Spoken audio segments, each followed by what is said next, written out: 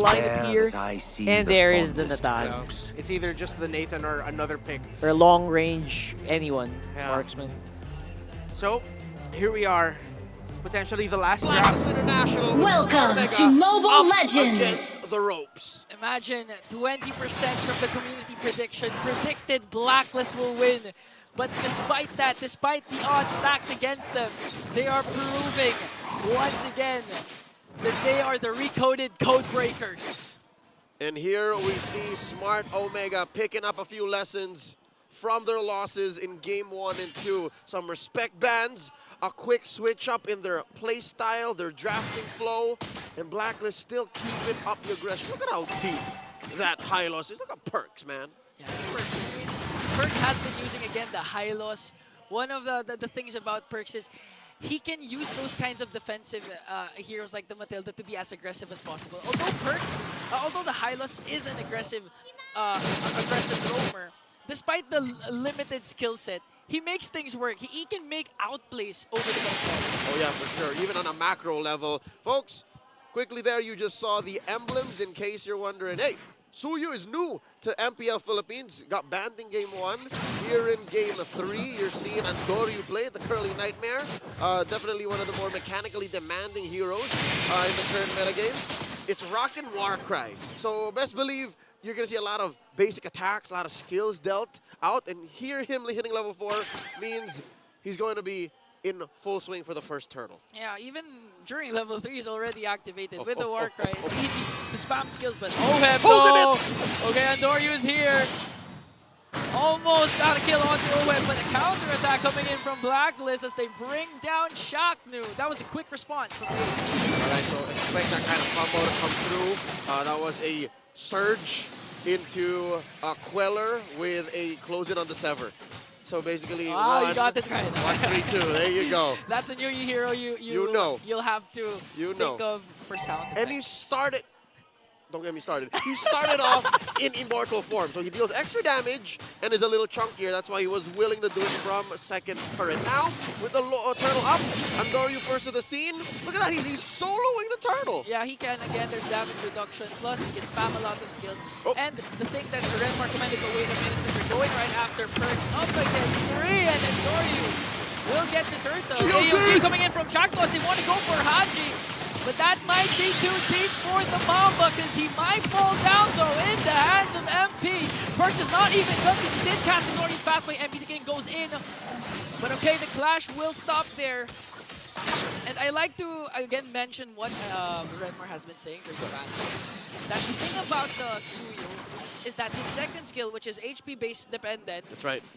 is an easy way to get the neutral objectives. He can just cast the second skill, it's down to 6,000 HP. That's going to be enough, plus the red 3, to steal away neutral objectives from Blacklist. That's why it would have been very uncomfortable to see that first turtle go over to anyone but Omega. Yeah. That's one of the strengths that Suyu has. Renmar and Midnight were crunching the numbers prior to the broadcast starting. So best believe this is a dream come true for a lot of analysts to see how Suyu will interact with the current metagame in MPL Philippines. Now with that said, second turtle spawning in the lower quarter. For the first time in, I'd say, the whole series, Jome is actually having a comfortable lane. Yeah. Sure, Game 2 was worlds better than Game 1, but here, given that early rotation by Andoryu onto OM's kind of protecting himself. Yeah. OM's not even crossing that minion wave threshold. Yeah, because it's like you're going up against a Nolan who's just waiting for the perfect opportunity from the burst to strike and burst you down. That's a capability that Suyu can do. So again, if you're OHEB, you do have the entropy if ever those things happen. Okay. Here comes the potential class coming from Mookie. He sends himself as Ryota works on Lord J and even manages to kick him still. But he's going to fall down due to the tower damages, and Andoryu wants to go for a trade. Lord J, but Buoyant able to escape. And just like those are... Man, they're just literally snowballing right now on the top lane to the bottom lane and now to the turtle. Coast to coast miscommunication. Jome got caught out, did take off top lane. Lord JM got away with it.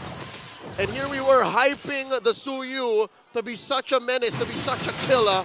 And he couldn't even kill us. Oh, here we go! Ryota with the kick there, paired up with the AOG counter-attack. MP the King though quite low here as he falls down in the hands of Ukir. So there's the trade Omega is waiting for. But again, you can't afford those miscoms again, those crucial mistakes up against Blacklist. I'll tell you now, Ian, the numbers don't add up. That kill on MP just now still does not make up for what happened in the early game of Smart Omega. 5 minutes in, Ukir sends himself inside. Oh, trying to burst out OHEB! OHEB, no! Okay, he's gonna fall down, but he brings down Ukir with him. Still, OHEB finds the trade, and the cherry on top is Lord JM was able to take down the turret up top. Smart Omega, seemingly about 5 to 10 seconds behind Blacklist. In their head, it looks like they know what the correct thing to do is, or the plan, right? But it seems like in execution, it takes a while for it to go to their brain to send those electrons and those surges down to their nerves and to do it actually. Yeah, it's a very fast-paced game. You can't blame them. It requires a lot of coordination. But right now, looking at the lineup of Omega, they do have Suyu, they do have the Louis that they've been phenomenal with when it comes to those outplays, especially when with those neutral objectives. And who could forget the performance of Ryota with the Cho? When it comes to crucial crunch time, you can expect Ryota to get a huge with the Dragon. Which is going to be key, given that OHEB is rocking the Purify. So if he finds OHEB some way somehow, forces that pop on the Purify, even Lord JM, then all the more Chaknu's AOGs should matter. Even Ukir with the yin and yang, the polar, and even Andaryu. There's some good CC there. Now check this out, the diversion. Finds Ukir and Ryota down here. Chaknu looking for the sandwich play. Haji from the flank. Oh, he's going for the push. Just want to go for objectives right now. Just try to play passive as possible. Again, Blacklist still has the lead.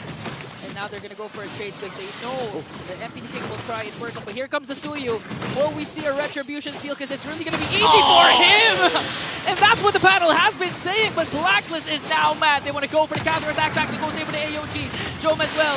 Will he be able to cast the ultimate? He doesn't need to because Haji will fall down. And Ryota wants to go for another pick-off though. As they work onto the middle lane, Lord JM has to walk away. And this is the answer the Barangay has for Blacklist. A single surge into a sever, plus the retribution, took away what MP the King was cooking. And Andaryu takes that last turtle for the Barangay, plus a push in mid and top. Yeah, the problem for Blacklist right now is how do you deal with the Suyu? Midnight Redmar mentioned this during our bonding. Nothing short of a Kaja. Kaja Kupra only. You need the suppress, you need the catch. And right now, they can only rely... Yeah, Franco. They can only rely on the first skill of Perks. The stun. And a perfect Frigid Glacier. Yeah, but the problem is, with the cooldowns of the skills of Suyu, it's easy to avoid the casting of the Frigid Glacier. So it's going to be tough. Tough. We're seeing a spike in Omega's efficiency. Ladies and gentlemen, there's a small gap between MP and Andaryu, but a larger gap here between mid lane. You see this, about 1,000 gold between Ukir and Haji. Ukir left out more often in game 2, right? Like, they were doing great with that E, but he would be the only one left. Here, I think this is the perfect hero for him now. Yeah, honestly, Ukir has been using the diversion a lot of times, even just sending out himself. Quick rotations. Literally quick rotation just to try and make sure OHEB is not having a good time. That enabled actually Jome to play like this right now. You've seen him going right against Blacklist, even front-lining. That's how brave they are right now. Which explains why game 3, almost 10 minutes in, it's looking so much better for Smart Omega. Game 1 and game 2, Blacklist have trumped them in map mobility. Blacklist just gets to objectives, to fights, to better positions much, much faster. Now Omega, they're up to speed.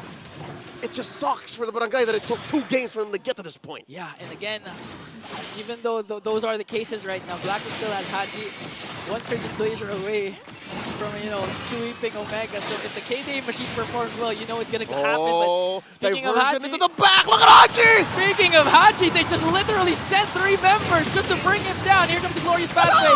Jome on the other hand, though, still has Cat ultimate track to zoning out the backline with the AOG. Lord JM! Down as Lord JM will fall down and adds a big J. OHEB counters attack with a kill onto Chaknu. And that's a 2 for 1 trade for Omega. Curly Nightmare in full control. Perks just pop! What did we tell you? This Suyu is a menace! A mixture of Julian, Nolan, Who else? You want to include Bane? You can include Bane. Lancelot. No, nobody's like Bane. Okay. Lancelot. Because Surge does take you out of the map. Yeah. So, Yeah. for the first time in a collective hour, give or take, Smart Omega finally in the driver's seat. Yeah. Half of the MPL Arena come alive. I could have sworn the green side, or the blue side here in this case, was quiet. Now I can hear some noise. They're shouting again. They're believing again in the barangay. Every single one of them is hoping. One shot is all they need. Oh, another diversion where they send them up top. Okay. Just to make sure that Job can freely push here. There's barely anything between Jom and Ohe, by the way. Like 200 gold tops. Okay. And we haven't really seen Jom take to the skies. So far, Job again has been performing well. Only one death, despite the aggression Blacklist has been showing. And again, we also have to commend Ryota. Ryota has been on point with his show when it comes to his initiations. It's him they need to pop the initial purifies. And they're about to knock into a Blacklist stores. They're about to be in your house. Can you imagine a whole barangay in your house? Yeah, that's so scary. That's a nightmare. Speaking of scary, that's a nightmare. Blacklist doesn't want to face, but they burst down Ryota in exchange for Perks and OM!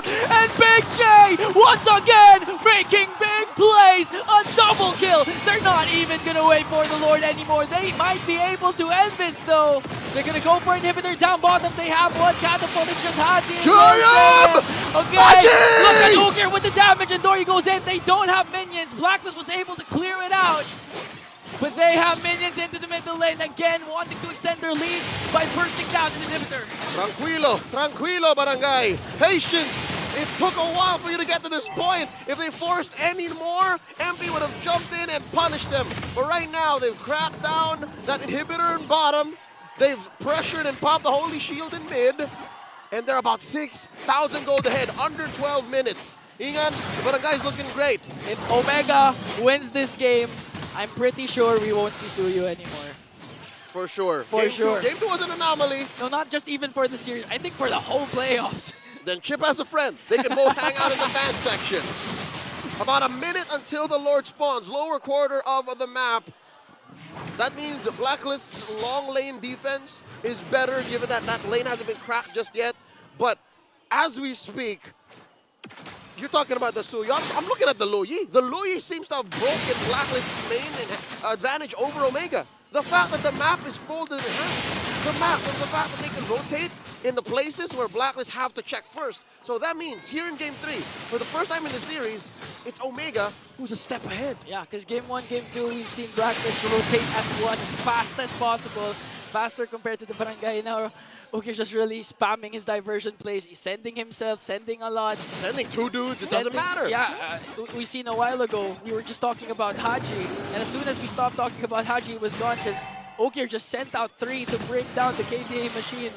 Right now, a huge objective is up for grabs, an enhanced Lord. And now, Omega work on it. Lord down to a third of its health. Blacklist playing around the flank. Lord Jam, look at the back! Here comes the kick from Ryota, but MP taking answers right back. As Job will fall down, but Andorio will get the Lord. Blacklist wants to go for more. They want to go for a trade. They're going to find Ryota, though. Oh, goes in with an entropy, but manages to escape. AOG coming in from Chakno, manages to find Perks. Here comes MP the King with the Spear of Alpha, though. Andorio goes in. Look at all the combinations he's been pouring out, but it's not going to be enough to bring down Haji and Perks.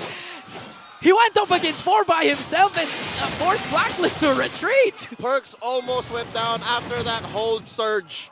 It could have been a kill if Ukir was there, but again, a win. You can chalk that up as a win for Omega, but is it just me or are there little lapses of miscommunication for Omega? Sometimes Andorio would be out too far, sometimes he would be behind waiting for the rest of them, and that could have been much better for Omega, but here, Blacklist are holding on by a thread. There's a Lord marching in bottom, top lane and mid lane in jeopardy. Okay, it's going to be a 5-on-5. We haven't seen the diversion being casted yet. They might make a play as Blacklist works on the Lord, and they're going to burst it down without suffering any inhibitor current takedowns. But they have to work on the middle lane because there's minions. Perks pops his glorious passing. They're going to be able to burst down the minions. A huge defensive win for Blacklist. Successful defense by Black, keeping the barangay out of their base. And they protect their 2 remaining inhibitors as well. About a minute and a half until the next big objective, and each Lord consecutively getting harder and harder for Omega to take without losing anything. Yeah, and now the question is, who has the advantage when it reaches the Omega timers?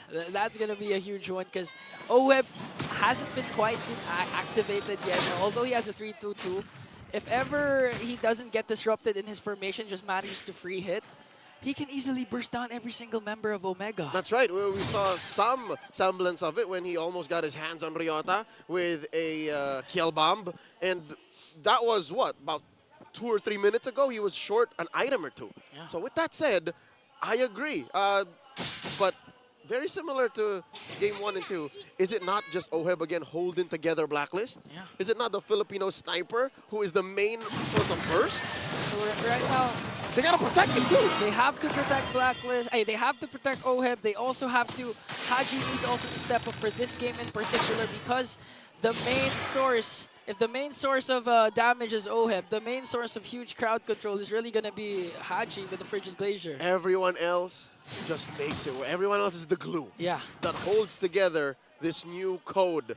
That I don't know yet if Omega has figured out the break. Given that this is still match point and Omega haven't forced us into a game 4 just yet.